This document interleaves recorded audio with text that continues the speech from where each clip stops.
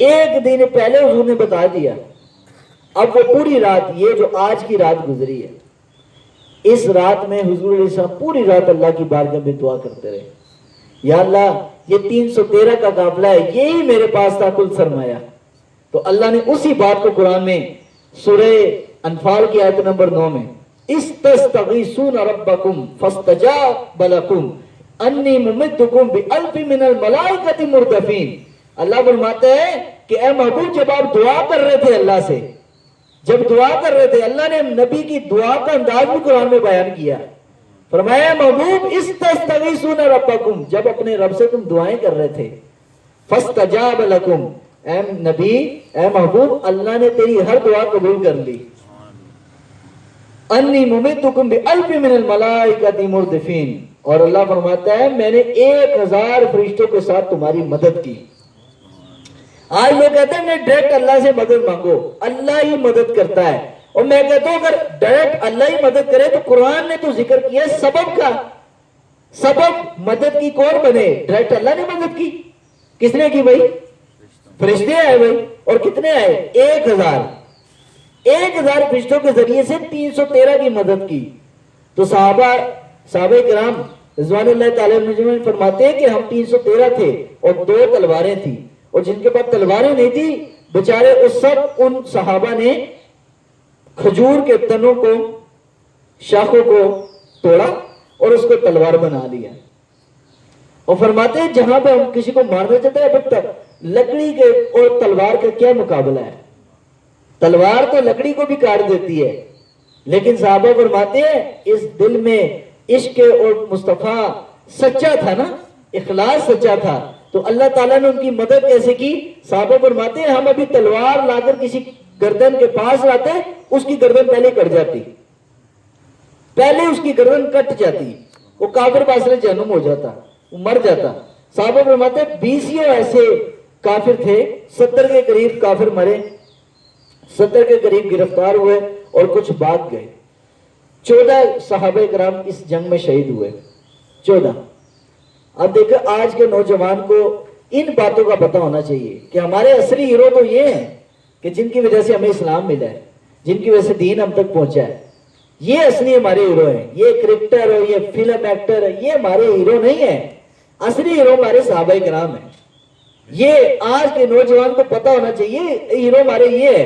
اور انہوں نے 14 جنہوں نے قربانیاں دی تو اسلام مدینہ سے نکلتا ہوا یہ ہندوستان تک پہنچ گیا. یہ ان کی برکات ہے، یہ ان کی برکت ہے. وہ صحابہ تھے اکیلے 1,24,000، لیکن انہوں نے ایسی محنت کی دین ہم تک پہنچ گیا. آج یہاں پر تو ہندو سکھ ہوتے تھے، یہاں تو بت پرست تھے، یہاں پر اسلام کا نام لینے والا کوئی نہیں تھا، لیکن یہ صحابہ کے خون کی برکات اللہ تعالیٰ نے یہاں تک پہنچائی ہے. تو نبی رحمت شفیع امت صلی اللہ تعالی وسلم پوری رات، آج کی یہ جو رات ہے، اللہ سے دعا مانگتے رہے، یا اللہ یہی میرے چند گنے ہوئے لوگ ہیں، اگر یہ سارے تجھ کو پیارے ہو گئے نا تو قیامت تک تیرا نام لینے والا کوئی نہیں ہوگا. یہ تیرے توحید والے، تیرا نام لینے والے، تجھے ایک ماننے والے یہی ہیں اور ان کے علاوہ کوئی نہیں ہے. تو آقا کریم علیہ السلام نے جب جنگ اللہ تعالیٰ نے جتوا دی. اب مزے کی بات یہ ہے کہ جو شیطان ہے نا، شیطان بھی اس رات ان کے ساتھ جسم کی حالت میں آیا تھا ان کے سامنے، اور ابو جہل کو کہا بھائی تم لڑو میں تمہاری مدد کروں گا.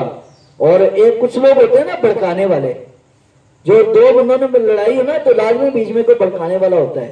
وہ بھڑکا رہا تھا ابو جہل کو کہ تو ان کو مارو، یہ چند بندے ہیں. تو ابو جہل نے مکے میں اپنا قاصد بھیجا مرنے سے پہلے کہ مکے والوں تیاری کر لو، ہم 313 لوگوں کو رسیوں میں جکڑ کر لائیں گے اور کعبے کی دیوار کے ساتھ باندھیں گے کہ یہ وہ لوگ ہیں کہ جو نیا دین لے کر آئے تھے، نئے دین کے ماننے والے تھے. ہم ان کو ذلیل کریں گے، لیکن جس کو رب عزت دے تو اس کو کوئی ذلیل نہیں کر سکتا. عزتیں اللہ تعالیٰ نے اسلام میں رکھی ہوئی ہیں. وَأَنْتُمْ أَذِلَّةٌ، قرآن نے اس الفاظ کے ساتھ ارشاد فرمایا، اللہ نے فرمایا کہ تمہاری عزت کوئی نہیں تھی، لیکن رب العالمین نے اسلام کی وجہ سے تمہیں عزت عطا فرمائی. تو قرآن مجید کے اس پیغام سے ہمیں یہی پتہ چلتا ہے کہ عزت بھی، کامیابی بھی اور سکون بھی، یہ سب کچھ اللہ کے دین کے ساتھ منسلک ہے۔ جو اس کو چھوڑ دیتا ہے نہ اس کو عزت کہیں ملتی ہے، نہ اس کو سکون کہیں ملتا ہے، اور نہ ہی اس کو آرام کہیں ملے گا، نہ کوئی سکھ کہیں ملے گا۔ سکھ، آرام، چین اور عزتیں اور برکتیں اللہ تعالیٰ نے ساری اسلام کے اندر رکھی ہیں۔ تو حضرت مقداد فرماتے ہیں ہم گئے تو اکیلے تھے، اور پیچھے جو منافقین تھے مدینہ منورہ میں، انہوں نے کہا یہ تو جائیں گے اور یہ وہاں پر پٹ کر آ جائیں گے، یہ مر کر آ جائیں گے، لیکن اللہ رب العالمین نے مسلمانوں کو عزت دی۔ تو حضرت مقداد فرماتے ہیں جب ہم واپس آئے تو منافقوں کی آنکھیں کھلی کی کھلی رہ گئی، یہ کیا ہو گیا؟ تو حضرت مقداد نے فرمایا کہ اللہ رب العالمین نے جو ہمارے نبی سے وعدہ کیا تھا اس وعدے کو پورا کر دیا۔ یار آج مسلمان دین کے ساتھ وفاداری کرے تو صحیح نا، ہم دین کے ساتھ بے وفا ہیں۔ جب دین کے ساتھ ہم وفادار ہو جائیں گے نا تو انشاءاللہ اللہ تعالیٰ ہمارے ہر کام سیدھا کر دے گا۔ آج بندہ کہتا ہے میں اتنی نمازیں پڑھتا ہوں میری دعا قبول نہیں ہوتی، میں نے اتنے نفل پڑھے، اتنے قرآن پڑھے، اتنا درود پڑھا، میری دعا قبول نہیں ہوئی، اور تیرے اندر ابھی خرابی ہے کہ تو پوری طرح سے اندر سے وفادار نہیں ہے۔ لوگوں کہہ دو نا یار چل 40 دن نماز پڑھ لے تو تیرا یہ کام ہو جائے گا، تو لوگ 40 دن ہی پڑھیں گے، 40 دن سے 41واں دن نہیں کرتے۔ وہ کہتے ہیں جناب یہ وہ جو منت مانی ہے نا وہ ٹوٹ جائے گی۔ تو بات یہ نہیں ہے، اسلام کوئی منتوں والا دین نہیں ہے، اسلام کہتا ہے بس قائم، اپنے اوپر بھی اسلام کو قائم کرو، اور اپنے جہاں پر آپ کا اختیار ہے وہاں تک بھی اسلام کو نافذ کرو۔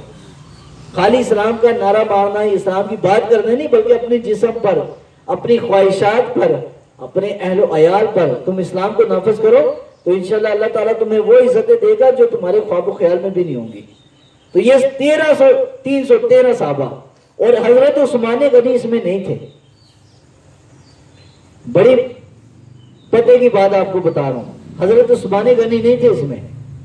حضور نبی پاک علیہ الصلوۃ والسلام جب بدر میں جا رہے تھے تو عثمان غنی رضی اللہ تعالیٰ عرض کی یا رسول اللہ میں نے بھی جانا ہے۔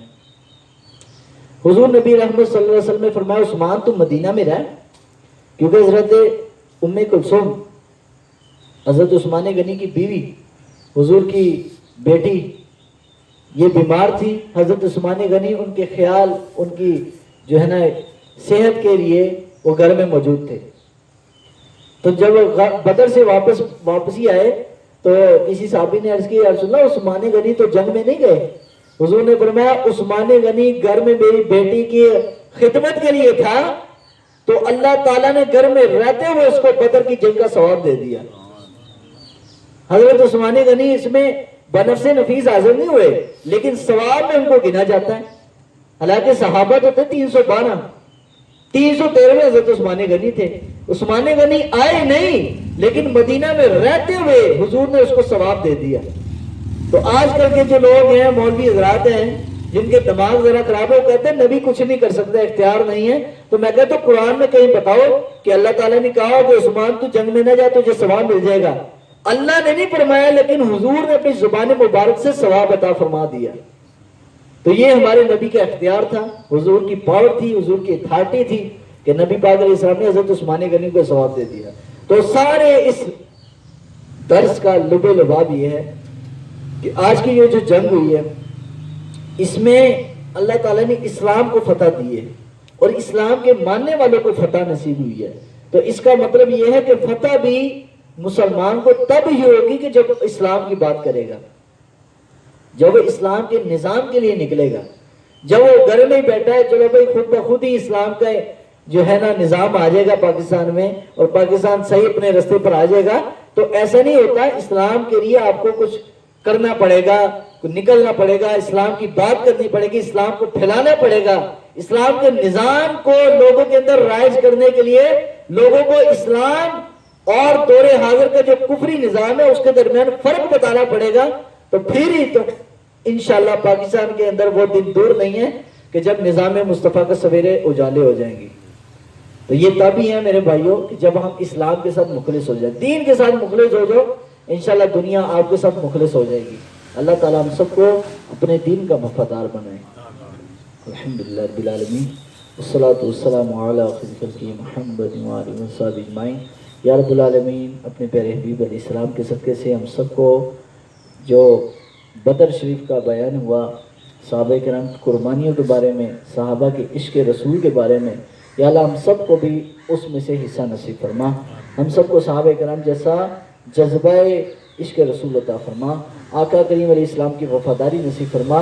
या रब्बुल आलमीन अपने प्यारे हबीब के सदक़े से हम सबको ईमान वाली ज़िंदगी, ईमान वाली मौत नसीब फरमा। या रब्बुल आलमीन जो लोग बाज़ोक होकर बैठते हैं, इस दर्स को सुनते हैं, या रब्बुल आलमीन उनके माल में, जान में, इज़्ज़त में, अबरों में बरकत नसीब फरमा।